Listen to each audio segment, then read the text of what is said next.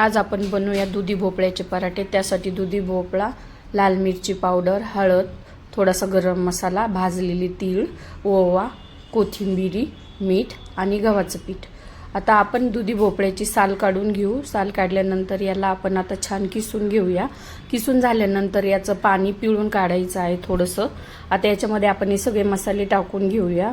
लाल मिरची पावडर, कोथिंबीर, हळद, ओवा आणि थोडंसं चवीनुसार मीठ घालून घेऊया आणि थोडंसं तेल घालून घेऊया आपण।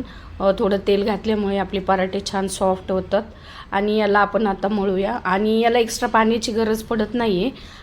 दुधी भोपळा हा स्वतःच एक पाणी सोडतो, त्यामुळे आहे त्याच्यामध्येच आपण छान पीठ मळून घेऊया याच्यामध्ये। आता याला आपण पीठ मळल्यानंतर 10 मिनिट भिजत ठेवूया आणि हे छान मुरल्यानंतर आपण याचे आता पराठे करायला घेऊया। आणि हे एवढं पाणी शिल्लक राहिलेलं आहे मी त्यातलं काढलेलं। आता याला आपण छान लाटून दोन्ही साईडने खरपूस भाजून घेऊया। तुम्ही याला ऑइल किंवा तूप लावू शकता। आता रेडी आहेत आपले दुधीचे पराठे।